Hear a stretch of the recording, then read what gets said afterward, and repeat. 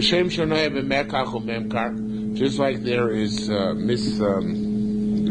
misleading or cheating by purchase and sale, so too there is honoya, but in verbal matters. For example, you should not say to an individual, if how much you're going to charge you for this object, how much this object costs, and you don't really want to buy it. It's just making him trouble. If an individual is about tshuva, another individual should not say to him, remember when you were in Russia, way back, not so long ago. If he comes from the progeny of Gerim lo Yomar lo, you should not say to him, remember what the deeds of your fathers were. It says, V'ger lo soneh, a ger you should not afflict, v'lo silchotzenu, and you should not pressure, ki gerim me'isem be'eretz Mitzrayim, because you yourselves are gerim in Egypt. Similarly, similar issues of onah. A marvin peros, though related but not directly.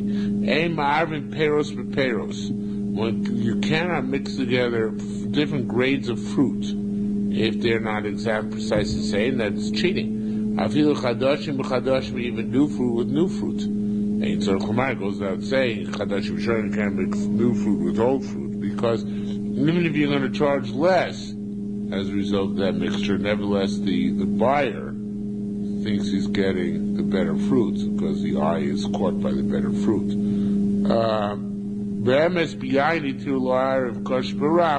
Only in wine they permitted mixing in older wine, harder wine, barach, and softer wine, newer wine, because it's better. In other words, there is a certain advantage to the mixture. If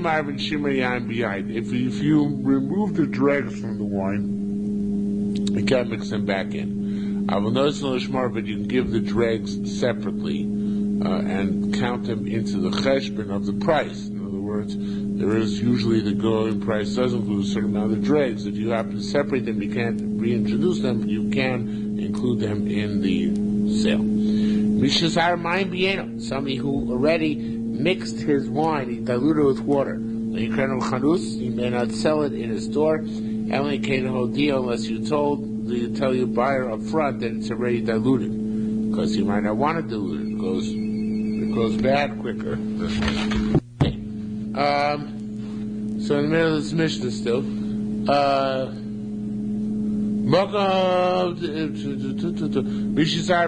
again, somebody who water got mixed his wine, he can't sell it in a store, unless he tells the purchasers that that's the case. Well, it's okay, should never sell it to a salesman. In other words, to another salesperson. Even though you let him know, he's only going to use it to cheat. He's going to sell it without telling people that it's actually mixed. But of course, if it's a place where it's normally sold diluted, then you are allowed to sell it diluted. Now, a seller, that's a middleman, can take grain from 5 different silos. Put into one big hopper. Or so you take wine from 5 different vineyards, and put into one barrel. If that's all, if it's his normal custom doing business, of course, you shouldn't intentionally mix grades. As we said before, mixing grades is not permitted. When are you coming back, by the way? Back to the 31st. Okay, good. Oh. Then you don't overlap. Oh, you are? I think you did the same thing last year, the two of you. You're right. Okay, fine. A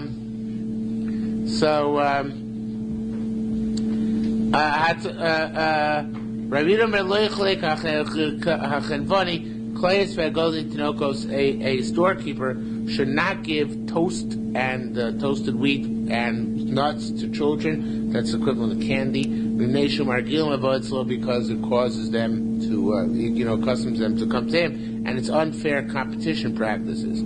Chachamim permit this practice. Chachamim say it's okay because if he gives out candy, you give your own candy, right? You should not undersell the market. That's Rabbi Yehuda's, seems to be Rabbi Yehuda's opinion. If you undersell the market, the other rabbis, so you should be commemorated for the good, because you're doing everybody a good deed, good turn by selling for less. You should not sift the beans, because so when you sift the beans before you sell them, you charge much more, and actually it seems that people then would charge more than they're actually worth. Chacham would say no, that whatever you charge is advantageous for the buyer, because he himself wants to avoid the tircha of having to sift the beans himself. However, everybody agrees you shouldn't sift just the beans that go at the top of the hopper, right? Because that's nevas ayin, right? You're just tricking people to think that the whole thing is sifted, whereas only the top is sifted. One cannot make up. Gemara is going to say that it's with makeup literally. Los adam, not a slave who's on the block. Los aim, nor an animal which is being sold. Los akim, nor kalim which are being sold. You can't detail your used car before you sell it in the marketplace. Okay? Is there a difference between the phrase be'emes and be'emes? I do not know. Usually there's this thing about the lachal mosh misina, but I don't think any of these are lachal mosh misina. I don't think so. Okay. Right. Is this entire Mishnah in the Bible? It must be, even though it didn't sound like it was all in probably. I didn't actually look it up to see, but I assume it all is, because the name Moshe, I didn't see it brings down the whole thing. But yeah, I assume it just is, and it gets glossed over at the end of Hazor, but it must all be there. Rabbi Avdima Malcha Hava. Rabbi Avdima Malcha Hava. Now the Pashtus is that he was seller of salt, but other people say that it means that he was from a place called Malcha, and yet other people say that he was a sailor. Modern Hebrew also, Malach is a sailor. But the Liebman says one thing we know from the Yerushalmi Bava is that he had a store. And that's critical to the next thing. Hava Mafater Sad Vosei. The Gears in the Skoriel is Sadra Vosei. Exchanging the Dalet and the Reish. And the way, what it seems to mean, in the space on Liebman, is that he would moisten his sieves, the sieves that he used in his store. And I don't know, we don't know exactly what he was sifting, but he was sifting something, and when he moistened it, then whatever he was sifting would come out more glistening and more shiny.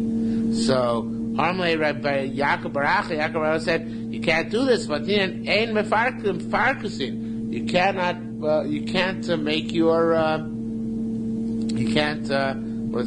adorn your wares. So Milsa Marah, Rabbi Yaakov Barach's complaint teaches us that even by food there's a concept of not dressing up. The Bnei Moshe is a different shot here, but what he brings on, I think, is from the Bavli, that you can't, if you have water which is lean, you can't, and in the old days meat which is lean. In the old days fatty meat was more advantageous. You can't soak it in water in order that it should absorb the water and look like it's fattier. Okay, so that's a similar idea. Rabbi Zeir was involved in selling a certain type of linen. Asa gabe Rabbi Avo. You can't tell Rabbi Avo. Rabbi Avo said, "Mana meshapra vidite." Can I make it look very nice? Okay. So Amalei said, "Ezel avid madat yoda." Go do whatever you know how to do. In other words, that to make it look nice is not false advertising. That's part of making a fine product, and that's okay. So you actually make the product look nice. That's part of producing the product. Okay, that's a distinction between advertising and producing a fine product. Similarly, Rabbi was involved in necklaces, and also Shol Rabbi Yosef Ber Chanina. He came and asked Rabbi Yosef Amalei. He said to him, "Manon." There's a word missing here, which is in the Skorial. It should be Manon. Ma'anon mabit paspesin. Can I make like little pieces of color in the necklaces? Because obviously necklaces which have colored pieces in them, little baubles, they look much more attractive to the eye, and therefore they're much more likely to get noticed and bought. They said, "Ozel avid madati." Yes, you can go and do whatever with this thing. That's okay. Rabba Sakar Tor. Sakar Tar means he power. Sakar means to rub, and Tar means to clean. In other words, he scrubbed and rubbed his stuff, and it's not clear exactly what scrubbing and rubbing, but whatever he's doing. For this, you see that scrubbing and rubbing the wares is legitimate. You're allowed to do that. Shining the silver. Shining the silver, right? The same idea. So that's okay. So Tana Rabbi Yaakov Amtsunaya Mao Ein Mefarksin. When it says you're not allowed to make up human beings, what does it mean? The Lo Yemarle shouldn't say to the person who's on the block, Tzur Garmoch, go Tzur is Lashon L'Tzayer, go color on yourself. In other words, don't go draw upon yourself and use makeup in order to make yourself look better. Okay, now our societies are based on the opposite of everything that this Gemara values, but that's what the Gemara is about. Okay, new parak. Hardest parak, one of the harder parakim in Shas Bavli, but here it doesn't seem to be so difficult in the Yerushalmi. Eizu neshech veizu tarbis. What is considered to be in the interest of neshech? What's considered to be the interest of tarbis? Now, the Bavli ultimately says there's only semantic difference between the two. There's no real difference. And the Yerushalmi doesn't say anything there, doesn't pick up on it at all. But the Mishnah here gives two different scenarios and just arbitrarily brands one neshech and one tarbis. Eizu neshech, what's neshech? Hamalvas sela b'chamisha dinarim. If I loan you if I loan you $4 and I expect by $5, classic ribbis, right? V'sasaim chiti, 2 measures of grain, b'sholosh. It's called 2 for 3. Classic ribbis in nation noshech. You're taking a bite out of it. That's neshech. Veizu tarbis, what's tarbis? Now this is a case which is really durabanan. The way Chazal are distinguishing again arbitrarily is between neshech d'orais and tarbis rabbanan, even though both words are mentioned in the Torah. But what's the case of tarbis rabbanan? Hamarbe v'peiros. So you end up delivering more fruit. Ketzad, what's the case of which we're talking about?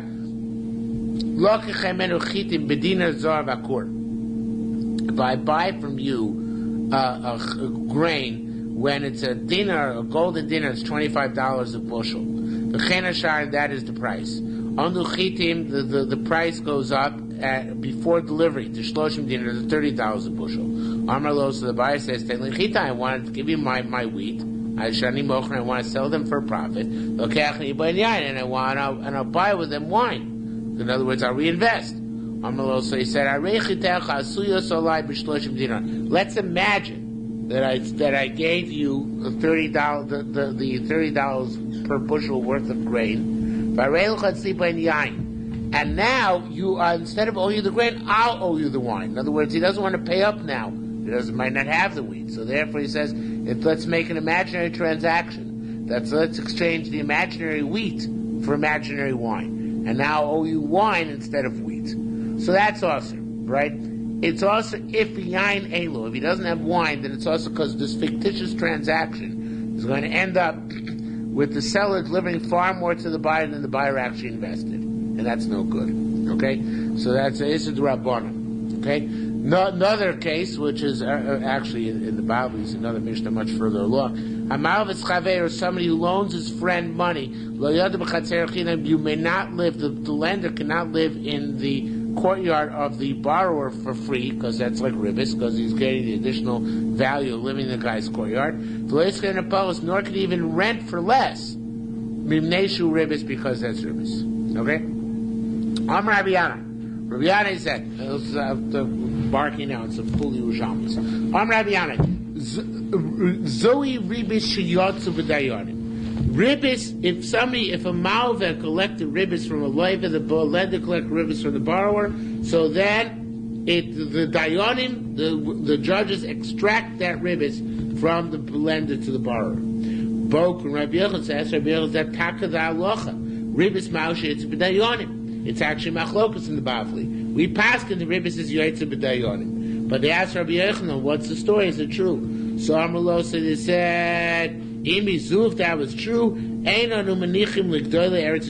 We wouldn't leave for the Gdolim in Eretz Yisrael anything. Now everybody goes very, very out on a limb in trying to interpret this Gemara, what exactly it means. But Lieberman, Al-Khari is correct on this. Lieberman says Gdolim here, Gdolim in the old days didn't mean Gdolim Torah. Gdolim meant in those days. Even now. What does Gdoli mean today? A big spend. It's the rich men, the rich people. So he says, Rabbi Yochanan is bringing a raya.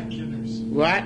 The honorary, right. Rabbi Yochanan is bringing a raya from Lamaisa. He says, if we would extract ribbis, when the judge would extract ribbis from the bar lenders, every time they took ribbis, then the rich people in Eretz Yisrael would all be impoverished. They wouldn't have anything left, since they're constantly being malva ribbis. So he says, since we see that there are rich people in Eretz Yisrael, and we know that they're all involved in these crooked deals, which give them ribbis, it must be that ribbis is not Yaitz B'dayonim. It's amazing proof. Okay, that's what he says. So Rabbi Yochanan Paskin that ain't ribbis Ksutza B'dayonim, even ribbis Doraisa, ribbis which is Doraisa Mamish, you can't extract from the lend to the borrower. Why is that? Of course, because the borrower gave it willfully. It was like a gift. It's an isser, but you don't extract it. Do we just give him malchus? No, there's no malchus either, because he could give it back. You're powerless. There's nothing you can do. Basically can't do anything. That's what he's saying. Yeah. They'll burn in hell. Right. That's all you can do. My Rabbi Yochanan, however, Rabbi Yochanan does say, now the word Maida here doesn't mean he concedes, because it's not really arguing to anybody, but Rabbi Yochanan said, She'ein shtar zokek l'chaveiro. He's not. He's consistent with the shita. He's not. Some of them unfortunately switch around the girsa, but Lehman just says Maida means Omar. Same in his statement. He said, furthermore, if Ruvain owes Shimon Ruvain paid Shimon $100 with ribbis, right? In other words, he borrowed $100, and he's paying back $120, right? And he paid back $120. And there's another loan outstanding where Ruvain owes Shimon money. So we don't transfer over. We don't say, well, he paid $20 too much on loan number one of ribbis. He should only have to pay $80, $20 less on loan number two. No, each loan is independent, and therefore the aveira of loan number one is water under the bridge. It doesn't help the borrower in diminishing his payment on loan number two. You don't switch over from loan to loan. And furthermore, even if it's to get rid of the potential of ribbis in the second loan. Right. Well, no. Okay. So it's right. So we won't make him give ribbis. We'll try and prevent the ribbis in that loan, but we won't deduct from the principal. The principle's intact. However, here mode is appropriate. If it's still in the same dollar as shtar, in other words, he paid the ribbis up front. But he paid the interest before paying the principal. That there, it says here, menakin but it's a typo. Should be menakin lay, or the way the Scoria has it, do make his lay. There we do deduct. In other words, if this loan has not been paid up yet, even though you paid, like by a mortgage, you paid more interest up front, there we deduct the interest from since it's internal in the same loan. Okay, Ezu Tarbis. What's considered to be Tarbis?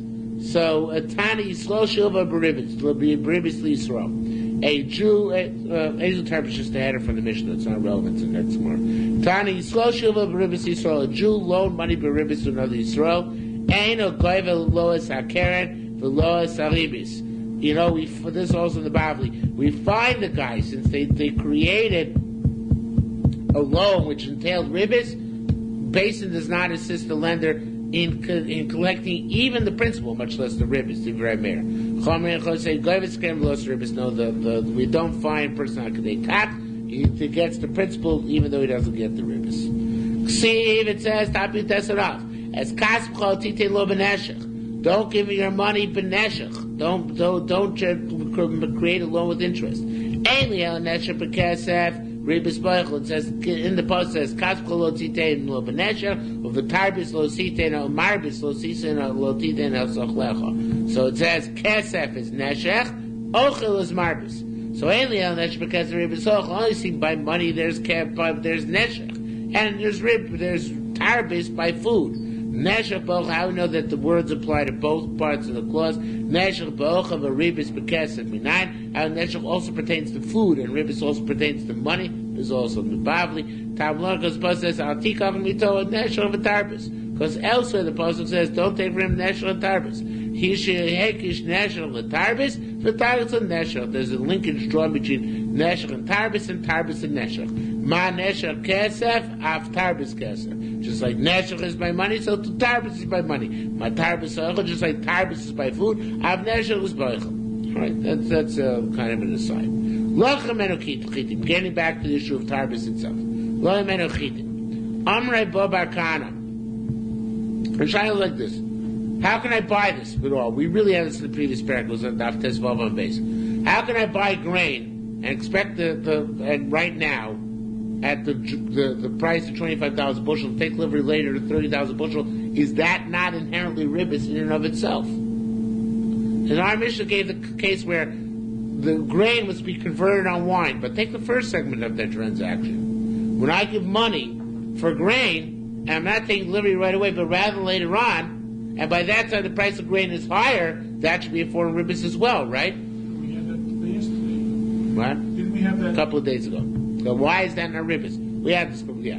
So it says more, Amar Rabbi Bar, two answers here. Amar Rabbi Bar said, interesting thing, it's almost like not a musar, but an ethical kind of statement. Hashar shu yofil oila. Yes, there's a certain shar which is always good. In other words, it's a median shar. It's good for the, I don't know if it's always good or good for the world. Federal Reserve, that's all.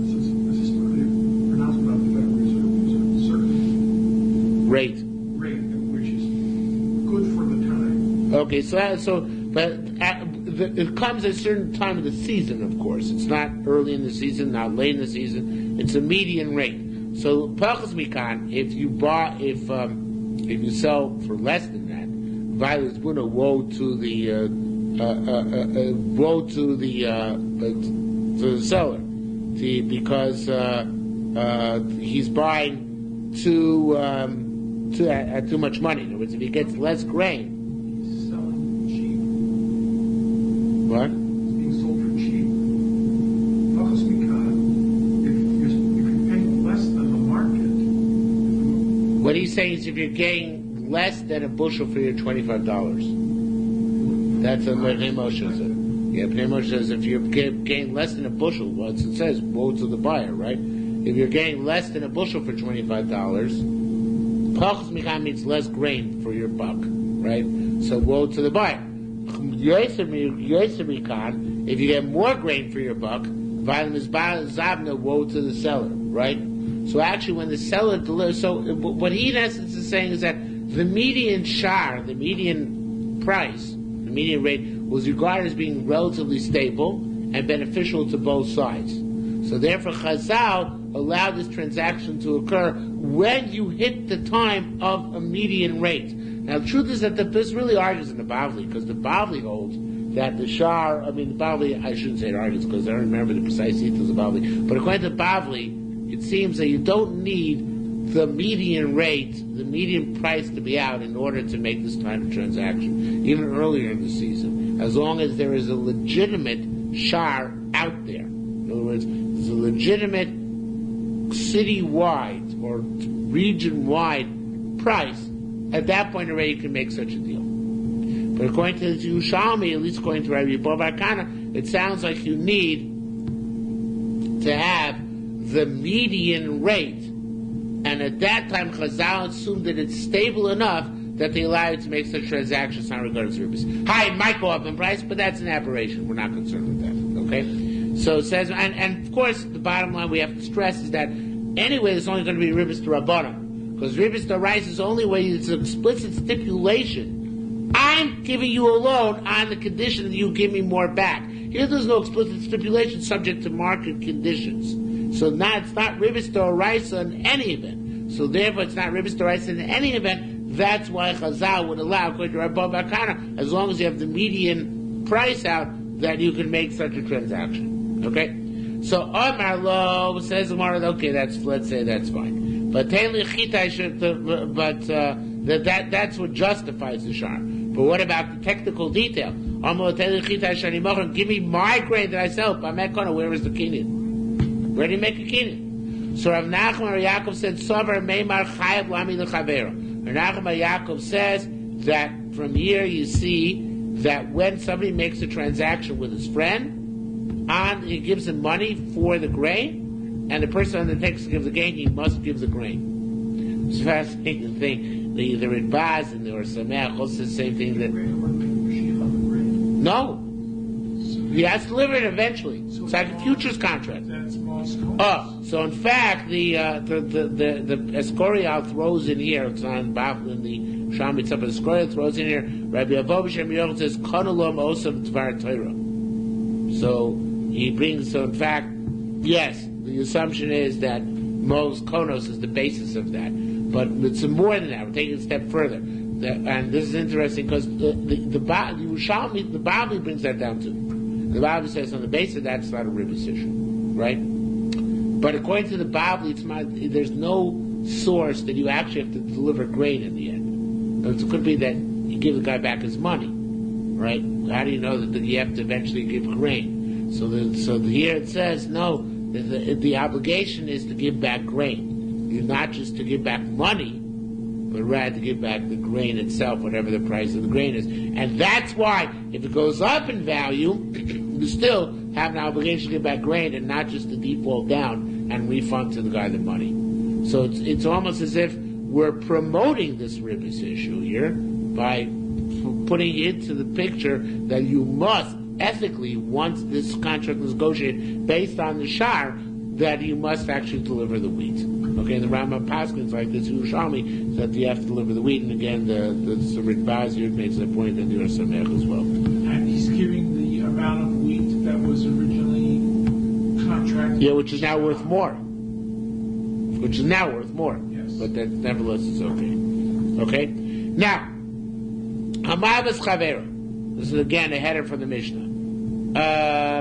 By the way, I'm just saying this for public notification that there's an Amud Yerushalmi which brings up Pnei Yehoshua at the bottom here, and I have no idea what he's saying. So he says from here he learns a person who says Chayav Mahane Afilu B'Davar Shlo Ba'Olam. I don't know why it's called the Davar Shlo Ba'Olam. Why is Davar Shlo Ba'Olam? There's grain somewhere in the world. It's not, he doesn't have it, but there's grain. But he also Davar Shlo Ba'Olam. I don't know why. Okay, Hamavas Chaver. Somebody who loans his friend. Chabarnash Ashel Chavrei, period. That's the header. This go ahead in the latter part of the Mishnah. Chabarnash Ashel Chavrei Dinorim. Certain guy loaned his borrow money from his friend. Arshun say the borrower let the lender stay in his house. Armalei, so the borrower said, Havli Yagar Basi, give me the rent. You think you're here for free? Armalei, the lender said, Havli Dinori, you want from me money? You owe me money. First give me the money you owe me, then we can talk about rent later on. So As Uvdukun Rabbi Bo Barmina. So the episode came from Rabbi Bo Barmina.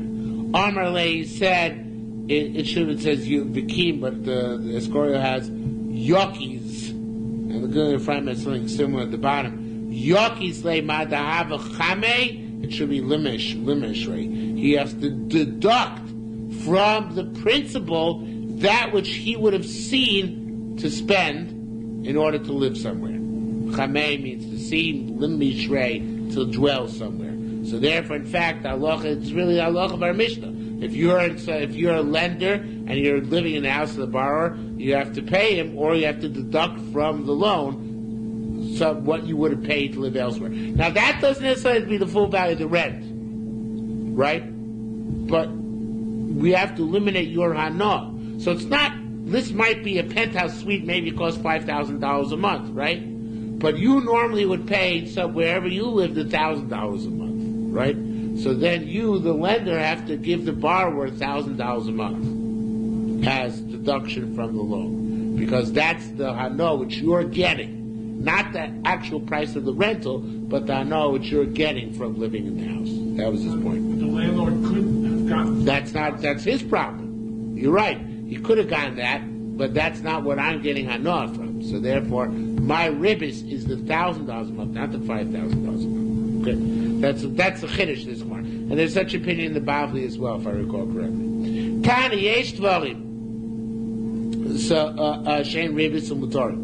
There are, now the thing is like this. The Ritbaz and I think somebody else here, I forget who it was, has a problem with this. Lieberman also, which is this seems to argue Rabbi Yochanan, because Rabbi Yochanan said Ribis. No, it doesn't argue Rabbi Yochanan. Sorry, it's Zichar argues Rabbi Yochanan, but even argues Rabbanan, because this is Avak Ribis. There's no stipulation. There's no stipulation in the loan that he's going to give him a place to stay as well. So there's Ribis at best, at worst, I should say, the Rabbanan. Avak Ribis, it's called in the Bavli. Avak Ribis ain't a Yotze B'Dinim. Everybody agrees you don't pay back Avak Ribis. So how come, if it's after the fact, if it wasn't part of the agreement for the loan, why does the restitution have to be made? Well, why does he have to make deductions? Right? So good. So the truth is, we could just answer without the way the Ritbaz wants to craft the rest of the Gemara until the next Mishnah, is that it all is coming to lead to a response to that. And the Lieberman takes it even further and goes in the same direction. But the truth is, we could just say right now, it's very simple.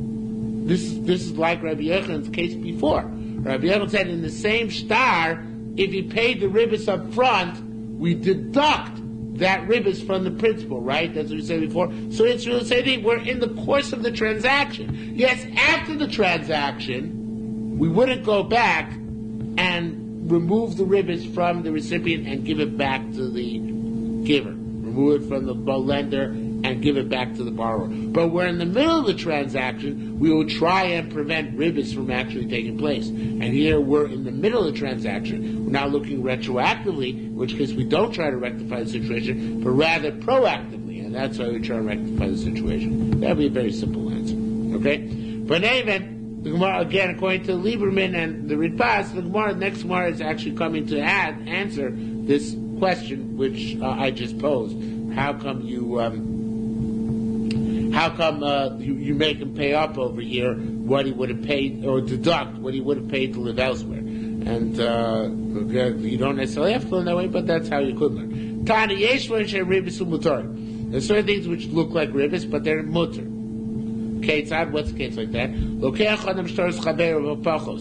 I can buy from you your promissory notes for obviously less than their face value, or debts which you have outstanding upon other individuals for less than their face value. I'm going to collect much more, right? So it's ribis, right? I paid you less and I'm going to get more. That's not right. It looks like ribis. It's not ribis because I'm not getting more from you because you borrowed money from me. I paid you less. I'm going to make more. That's okay. All right. However, yeshur she'enim, so that's okay. But yeshur, on the other, there are other things she'enim ribis, v'asurim nei aromas ribis, and there also goes aromas ribis. And on this, the Ritbaz and Lieberman contend that I should really mention it in the same breath. Ritbaz and Mahavdil Lieberman contend that this is actually coming to explain the previous Gemara about the guy living in the house. Kate said, what's the case? Now here, everybody, all of them are fortunate except for the Pnei Moshe, change the gear, so. It should be Kate said, take out for the first line here, could skip to the first word, the next line, and take out the Vav. So Kate said, Omar Lo, and this is the case in the Bible as well. Omar Lo, a borrower comes to a potential lender and says, Tainly, here it says, sell a libra and changes to dinar, which is easier to work with. Dinar, which is actually the case of the Bible. Dinar, give me $25. Dinar, this is a dinar zav. A dinar zav is $25, 25 regular dinar. So it's worth actually 100 sloim. I think that for sell in the dinar, it's worth 100 sloim, okay? But let's use, I don't know if we have to use it. Just scratch it. It's $25. So I need to borrow $25. Amalei says, I only don't have $25, but I have a bushel of grain which is worth $25. Tolocha. Take it. Then what happens is the borrower borrows actually instead of money, grain. Right. So because then the lender says to the borrower, "Tell you what, I'll buy back from you." All of a sudden he finds out he has money, right? The truth is, what he meant before is he couldn't give the loan in cash. But now he says, you know what, I'll buy back for you the grain which I loaned you at $24. Okay, the grain was worth $24, I'll buy it back for you at a discount. And of course, then the borrower will still owe $25, right? He's going to sell the grain back for $24, which he'll use as cash. But he owes actually 100 measures of grain or $25 for the initial transaction, right? So there's no ribbis here, because ribbis is based on the principle of agar natar, of paying for having the loan out. You know, for agar means payment, for natar for the waiting. In other words, the Malva says you pay me because I'm waiting to get my money back, and that's not what's happening here. What's happening here is that there's a fire sale which is taking place. And the borrower's got to raise cash quickly. He's selling at a slight loss in order to be able to raise that cash, which the lender wasn't willing to give him as an outright loan. So that's not actual ribbis. There's no agar nata. There's no payment for waiting. Everything is immediate. Because the loan itself, you borrowed 100 bushels, also known as $25. You'll give back 100 bushels, also known as $25. Besides that, the lender made a profit on you because he bought grain from you at a discount. But that's not actual ribbis.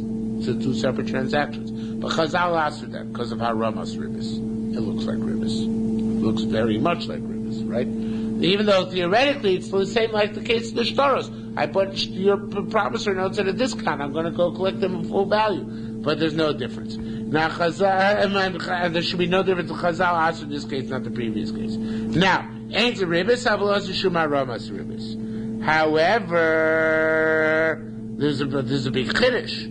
And the chiddush is, and the way I'm going to learn it is the way the Ridbaz and Mahavdil, the Lieberman learns, but it's not like the Shaitar and some others learn. And this is even though the Malva has justification. He says, you know why I'm giving you less? Because I'm really Leisat Tzarich Yoav, should be Yoav Agar Kalim. By buying back through the grain immediately, I'm saving you the expense of going and getting your own containers to carry the grain. Who says you can use my containers, right? So you would have to go and get containers. Or Agar Katofim, right? Or I'm giving you the, I'm saving you the capacity, the expense of porters. So they have to carry the grain. So therefore, instead of akule, it should be akuze. Deduct the $1 beside dinarach and take the 24. In other words, he has justification for saying, you can even say I'm not a Rasha, I'm not a Malva Baribis, even by a stretch of imagination. I'm giving you less because I'm saving you the expenses which anyway would have had to undergo in order to raise cash by selling this grain in the marketplace. So just because I bought it, I'm the one who bought it back for you on the spot, therefore I should suffer. Right? I'm the same thing. You're not losing anything. I'm gaining something. Why not? So Chazal nevertheless asked this because of our Ramas Ribbis. And Lieberman brings down that there's, although I don't think he necessarily is correct in what he says, but he brings down a Ramah, which he parallels to this case of Kuf Samar Gimel, and he says that, and this is even Yaitse B'Dayonim. Haramas Ribbis, he wants to say, is Yaitse B'Dayonim. In other words, this trick, this underhand, this thing which looks like ribbis, which is not really ribbis, looks like ribbis, is Yaitse B'Dayonim. I don't think he's right about that. I looked at the Ramah. I'm not sure the Ramah is saying what he's saying. But what they are trying to say is that Chazal prevented Haramas Ribbis midstream. They stopped such transactions. And the same thing is true back here as well. Back here, where Chazal, the way Baz and Lieberman are learning it, this refers back, although again, you don't have to learn it this way. This could be a totally separate sugya. But they want to say that it's going back to the sugya before, and just like we arrest Haramas Ribbis midstream, so do we arrest the dwelling for free of the individual in the other guy, in the lender, in the borrower's domicile. Even though it's not real ribbis, nevertheless, it looks enough like ribbis that we have to arrest it. Okay. I'm not sure you have to learn it, but that's the way it is. Now, Rabbi Law's statement, Lieberman, I think, is right about this. Rabbi Law's statement should be after the next Mishnah. I think that's absolutely correct, and we'll learn there for the next Mishnah, and then we'll come back to Rabbi Law's statement. Marbin al Schar, Vei Marbin al Mecher. You can increase rent if it's not paid up front, but you can't increase a purchase price if it's not paid immediately. We're is going to explain why. 2 reasons. Ketzah, but what are the cases? I loan you a courtyard. He said, if you pay me now up front, I give it to you for $10,000 for the year. If you make me come, however, every month and collect from you, then it's $12,000. It's going to be $12,000 a month, right? Which is more. That's mutter. That's okay. Because I can say, if you pay me up front, it's $10,000. You pay me month by month, it's $12,000. That's okay. How? Service charge. Well, okay. Well, let's have to say, however, Margalos aside, if I sold you a field, and I say, about the purchase price, if you give it to me now, the purchase price, immediately upon the sale, it's for $1,000. If you give me the purchase price later on in the year, right, at the time of the harvest, it's $1,200, that's awesome. Okay? So by rental, it's okay. By sales, it's not. Why? We're going to explain. But that's a basic difference.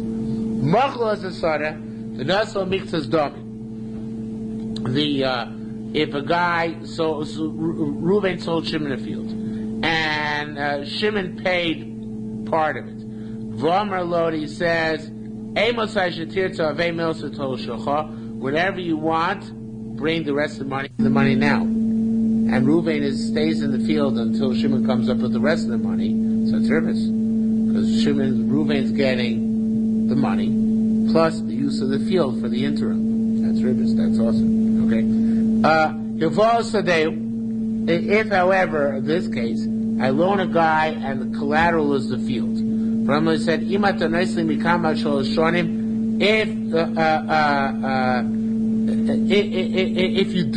you don't really give to me, if you don't give, it should be like, if you don't pay within the next 3 years, the field reverts to be mine. And he eats the fruit during those 3 years. In other words, the lender stipulates he's going to eat the fruit during the 3 years. Beitus Ben Zonin got dispensation to do this from Chachamim, assuming that the borrower would default. And if the borrower didn't default, then he would return the value of all 3 years that he ate. Okay? Because that's what you have to do. Okay, now going back to the lines before the Mishnah. Rabbi Law said, it says here binosein, but this Quran says kinosein, and that's an important distinction. Kinosein lo schar raglo. You know why, this is what you said before, you know why by the rental, if it's each month it's $1,000 opposed to the beginning of the year it's $10,000, because you're giving the landlord the price of his walking back to you every month. Schar raglo means he has to come, which is what you call a service charge. He has to come and demand it every month, so he should be compensated for that. It's not agar natar. It's not a loan for which the money is outstanding, but rather it is payment for the fact that he has to come and sue you each month for the rent. So that's what it is. Rabbi Zeramar, different pshat. He says, Nasa kamasklo dir b'yoker. This is not a loan. After a sale, if the purchase price is not paid immediately, it becomes a loan, which is the safe of the Mishnah, right? If you don't pay me immediately, but you pay me later on, that's a loan. But here, what it means is, no, the rent on an apartment is due each month at the end, and halacha it's due at the end of the month, not beginning of the month, like in in secular law. And it's chirs mishalem still basayif. So all he's saying is that if you pay me now, this is the rate. If you pay me later on, that's the rate. In other words, I'm entitled to charge whatever rental I want. If you pay me today, so mitchashekli, I'll decide I'll rent it to you for $10,000. If you pay me later on, the rental rates go up. There's no rent protection, so therefore he is allowed to charge more. So that's a different shot in why shiur is different from sale. Okay. Tani, we learned. Hamoicher es sadel chaveru.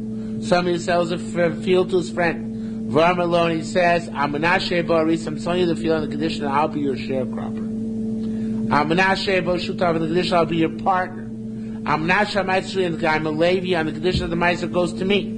Amanashe Kshetim Krena, on the condition that if you resell it, Lotim Krena Ali will only sell it to me. All these, the word the Shaiter throws in the word here, are mutter. However, Amatzman, he writes in nice in the Mavanokla, anytime I want, I can pay you back and take it back. Either shot there's no change gears, and you must be right. Also, you know why it's also? Because it's ribbis. Because in this case, the borrower, the seller, says anytime I get the money back, anytime I want, I'm going to pay you back, and I get it back. Okay, that's nice, but that makes all transaction into a loan. In essence, what happened here is that the buyer loaned money to the seller, and the seller eventually gives it back the money. But in the meantime, what has the buyer gotten besides? The use of the field, right? So that's a form of ribbis. That's also. Now we're going to talk about that. Excuse me.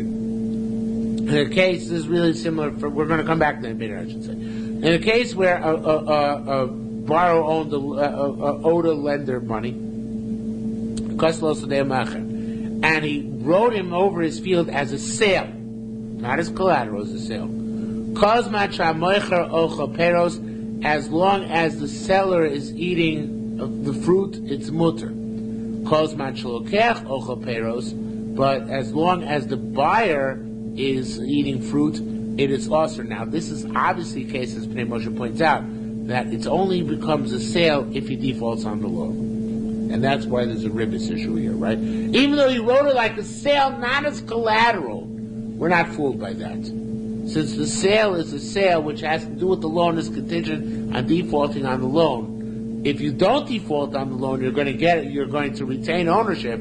That means that the fact that the buyer is eating the payros, quote unquote buyer, is outright ribbis, right? Because you gave him the field to use in the meantime. So it must be, in order for such a deal to be legitimate and halachically sound, it's got to be that the borrower, the original owner, is in possession of the field. The lender, the guy to whom it's being quote unquote sold, cannot take possession of it. Okay? Rabbi Yehuda Omer Benkach Ubenkach Mutter. Rabbi Yehuda says, regardless, it's mutter. Why? We're going to see in a minute. Rabbi Yehuda said, Kachia Beitus Ben Zonin Asabir Chachamim. Rabbi Yehuda is the one who said that in our Mishnah, Beitus Ben Zonim, sorry, take it back. Rabbi Yehuda said, in interpreting our Mishnah, Beitus Ben Zonim, Taka did this. Beitus Ben Zonim would take the fields for 3 years to wait to see if the borrower defaulted, and in the meantime he would eat the payros. So therefore it would be according to what Chachamim would owe mamish ribbis. Rabbi Yehuda says Chachamim in the days of the Beitus Ben Zonin were matir. Amrullah, they said no, you got the story wrong. There's several cases in Shas where Chachamim say Rabbi Yehuda, you got the story wrong. This is Bavli. Sukkah, a couple places, I don't remember where else, but Amrullah Misham Raya Meichel Ochel Peiros Chaya. No, Einachai, Beitus Ben Zonin was not eating the fruit. Who was eating the fruit there? The seller / borrower. Because if the blender ate the fruit, it would taka be ribbis. What is the pshat? What is the machlokas here? Rabbi Yochanan, Rabbi Lezer, Rabbi Yeshua, Mumi, Bate Orechoma, Lomar, Rabbi Yehuda. Rabbi Yehuda learned his halachah from Bate Orechoma. It's a classic case in the Torah, right? The halacha in Torah is in a walled city. If I own a house in a walled city and I sell it to you, I have the right to buy it back within a year, right? Remember that? If I don't buy it back within a year, then it's yours forever. But I have a year to buy it back. No. Walled cities forever. Walled cities forever. So, but I don't buy it back in a year, I get to retain it. The guy gets to retain it. So that's mamish ribbis, right? In other words, the seller sold it, and then buys it back for the same price. In the meantime, The buyer lives in the field, in the house, where every time is there. So it should be mamash ribis. Yet the Torah was mat in that case, right? Mitani shana amura b'Torah orei chayma. The year which is said in the Torah concerning orei chayma, harein committed ribis, vein and ribis. There's one bride who says it's like ribis, but it's not ribis, right? Tiny chayr, why it's not ribis? We'll see in a minute. Tiny chayr, another bride says harein's a ribis. Ma, what do you mean? It's like ribis. It is ribis. The Torah in this special case is matir. Man damar hareza committed ribis, vein or ribis. He who says that it's like ribis, it's not ribis. Big typo here. Big time typo. Should be Rabbi Yehuda. Everybody agrees to this. Man damar hareza ribis. He who says that it is ribis, or shatar yitir, except the Torah is matir, is Rabbi Meir. Now, the Skoriel here has a line which is amazingly missing from. There are a couple lines here actually, which are amazingly missing from here, and without these lines, the whole Gemara next month doesn't make sense. My time of the one of the lines is the following: My time of the Rabbi Yehuda. What's the large Rabbi Yehuda? Kol ribis sheyesh lo tzad echad shel heter muter. This is famous heter Rabbi Yehuda, which is in the Bavli too. Tzad echad beribis muter. Rabbi Yehuda holds that if ribis will not necessarily occur, it's a possibility, but it won't necessarily occur. It's only tzad echad. It's one alternative, then that's okay. He holds tzad echad beribis is muter. If it's not the only alternative, so in that case, it's only going to be ribis if the buyer does buy it back. If the seller does buy it back. If the seller doesn't buy it back, it won't be ribis. So Rabbi Yehuda learned from this that tzad echad beribis is mutter, that the Torah is mati of this form of ribis. It's not like Rabbi Meir said it's mamash ribis, but Torah is mati in this special case. No, this is a source to learn out the halacha that tzad echad beribis mutter, meaning that you are allowed to set up an arrangement in which there might potentially be ribis, but potentially not be ribis. And the same is true about the collateral case, according to Rabbi Yehuda, right? That's Rabbi Yehuda learned in the case of Beitus Ben Zoinin, that he could eat the payrolls for 3 years because it may not turn out to be ribis, because it may be a default on the loan. If there is there's no default on the loan, it is ribis because the lender got 3 years of payrolls for free, right? Because he loaned that money. That's tzad echad beribis. Rabbi Yehuda tzad echad beribis is mutter. We, Rabbanan, hold not that way. Rabbi Meir holds not that way. Holds a special case, you can't extrapolate from there. Any other case, even if it's only tzad echad, even if it's only possible that a ribis, not for sure, that's enough that it should be usher altogether. Okay? So that's why the collateral cannot be consumed by the lender slash the buyer, it can only be consumed by the seller slash the borrower. Okay? Now, Rabbi Yehuda said, Katsalkis migalusa, when they came up from Golus in Bavel to Eretz Yisrael, Ashkachis uvda kubi Rabbi Yami. I found a case in front of Rabbi Yami. Now, in the Escoria, here in the Yerushalmi in front of us, the case is not here. So everybody assumes that the case is one of the previous cases. But in the Escoria, which drives everybody nuts, because they don't know exactly how to fit in. What case are we talking about? What is the uvda he found? But the Escoria brings down the case. The case is Hador b'chotzer chaver chutz midaito. I'm reading the line from the Escoria. I found a case like this: that somebody lived in his friend's yard without his permission. V'omer kumi hador, and they said concerning this, back to the Gemara, hareza committed ribis, vein or ribis. Now let's say about a case which is the Bible brings down Bava Kama and several other places. The borrower has a yard which is normally not rented out. It's an open yard. And the lender comes and lives in that yard. He squats in that yard. So he's getting more hana, right, than the loan itself. He's getting the loan itself plus he's living in the yard. But this is not hana which the borrower usually charges money for, because it's eino osri lahaskir. What's the status in this case? So Rabbi Yami said, hareza committed ribis. Yes, it looks like ribis, but eino ribis. It's not ribis because he doesn't normally charge for this. So if it's not true ribis, because he's not giving him anything which is monetary reality to him. But he's getting hana. That's true.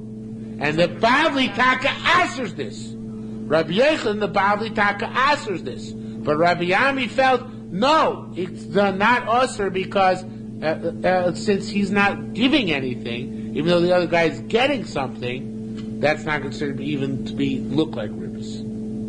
Okay, that's what his matter. Rabbi Chizkiah said, Ra Maru Ella. He argues. He holds like Rabbi Yochanan the Bavli. Ra Maru Ella. It should be Hadah, Hare. Those words are missing. Harezu Ribbis. This is a form of ribbis as well. Sha'atoira he. One second. Lomu Ella Adozu Ribbis. Ve'ena Ribbis. It's not really ribbis. Ella Sha'atoira hitira. But the Torah was matir this, okay? In other words, it's like Batei Arachema. Kana Torah Tira. And the Torah was matir this by Batei Arachema, but not anywhere else.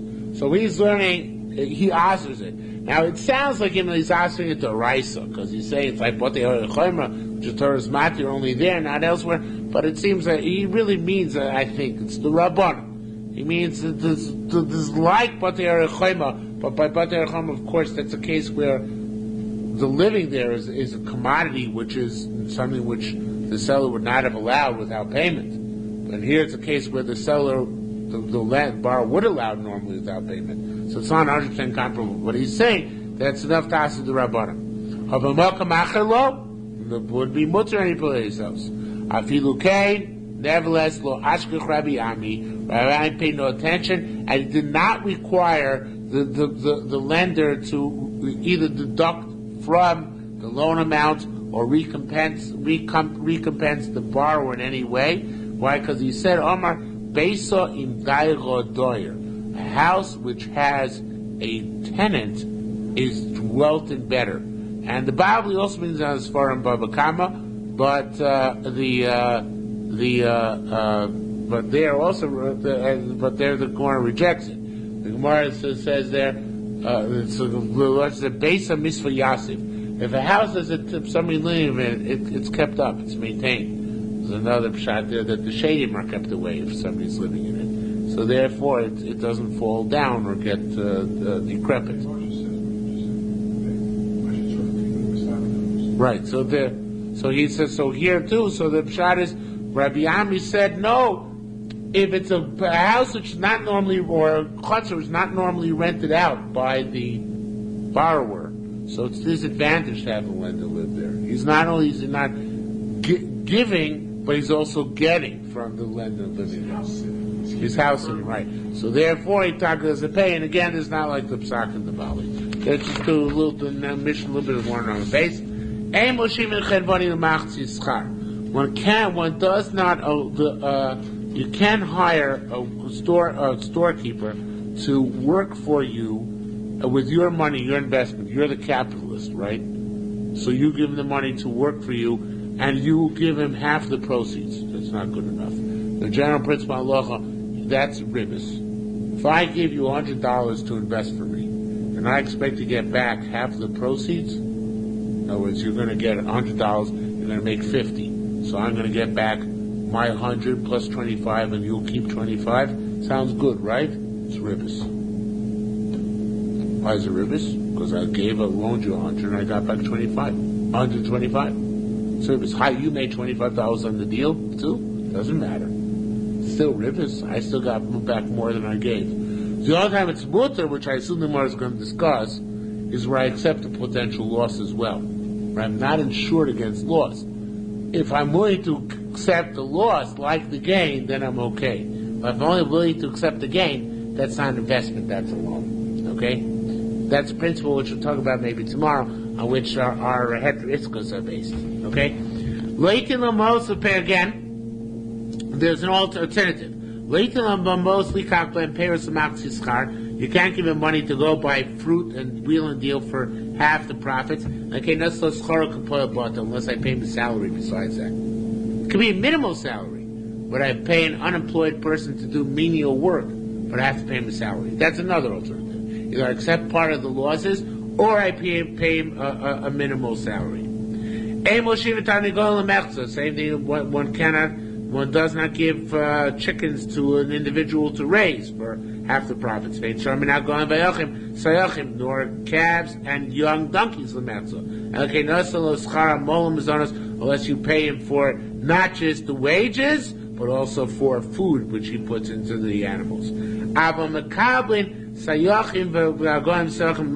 you can accept the calves and the donkeys for half the profits. Raise them until a certain age, or shaloshim, I don't know exactly what that is, 1/3 of their growth. The under the right stipulations, and a donkey until it can carry a load. All right, I hope the Gemara will discuss it, but I don't know. Let's just do 2 more lines. Well, first of all, the Skoria puts in a line here. If normally there's wages for carrying the money, like Federal Express charges for transit or Western Union charges for wiring the money, the investor's got to pay that as well. That's part of his requirement, not just the schar of the worker, but also the schar of transporting the monies. Now, a certain individual loaned money to his friend. It says in other words, he gave it to him as an investment. He said,